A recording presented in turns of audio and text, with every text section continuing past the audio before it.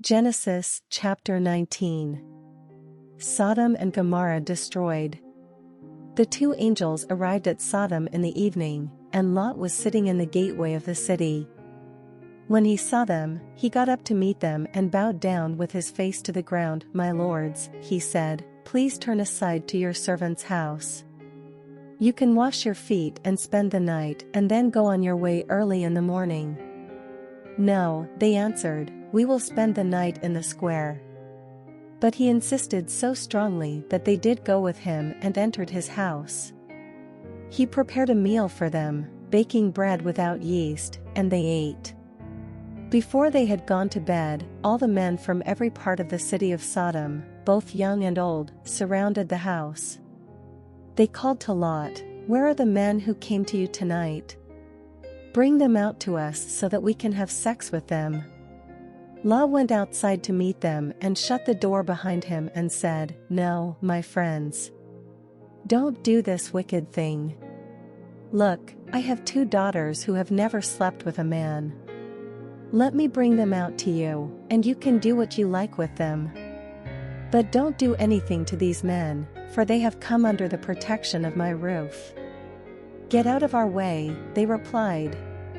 "This fellow came here as a foreigner, and now he wants to play the judge. We'll treat you worse than them." They kept bringing pressure on Lot and moved forward to break down the door. But the men inside reached out and pulled Lot back into the house and shut the door. Then they struck the men who were at the door of the house, young and old, with blindness so that they could not find the door. The two men said to Lot, "Do you have anyone else here, sons-in-law, sons or daughters, or anyone else in the city who belongs to you? Get them out of here, because we are going to destroy this place." The outcry to the Lord against its people is so great that he has sent us to destroy it. So Lot went out and spoke to his sons-in-law, who were pledged to marry his daughters. He said, "Hurry and get out of this place, because the Lord is about to destroy the city." But his sons-in-law thought he was joking. With the coming of dawn, the angels urged Lot, saying, "Hurry. Take your wife and your two daughters who are here, or you will be swept away when the city is punished." When he hesitated, the men grasped his hand and the hands of his wife and of his two daughters, and led them safely out of the city, for the Lord was merciful to them. As soon as they had brought them out, one of them said, "Flee for your lives. Don't look back, and don't stop anywhere in the plain. Flee to the mountains, or you will be swept away." But Lot said to them, "No, my lords, please. Your servant has found favor in your eyes, and you have shown great kindness to me in sparing my life. But I can't flee to the mountains, this disaster will overtake me, and I'll die. Look, here is a town near enough to run to, and it is small. Let me flee to it, it is very small, isn't it? Then my life will be spared." He said to him, "Very well, I will grant this request too. I will not overthrow the town you speak of. But flee there quickly, because I cannot do anything until you reach it." That is why the town was called Zor. By the time Lot reached Zor, the sun had risen over the land.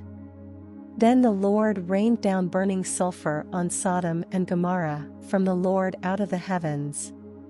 Thus he overthrew those cities and the entire plain, destroying all those living in the cities, and also the vegetation in the land. But Lot's wife looked back, and she became a pillar of salt. Early the next morning Abraham got up and returned to the place where he had stood before the Lord. He looked down toward Sodom and Gomorrah, toward all the land of the plain, and he saw dense smoke rising from the land, like smoke from a furnace. So when God destroyed the cities of the plain, he remembered Abraham, and he brought Lot out of the catastrophe that overthrew the cities where Lot had lived. Lot and his daughters. Lot and his two daughters left Zor and settled in the mountains, for he was afraid to stay in Zor. He and his two daughters lived in a cave. One day the older daughter said to the younger, "Our father is old, and there is no man around here to give us children, as is the custom all over the earth. Let's get our father to drink wine and then sleep with him and preserve our family line through our father." That night they got their father to drink wine, and the older daughter went in and slept with him. He was not aware of it when she lay down or when she got up. The next day the older daughter said to the younger, "Last night I slept with my father. Let's get him to drink wine again tonight, and you go in and sleep with him so we can preserve our family line through our father." So they got their father to drink wine that night also, and the younger daughter went in and slept with him.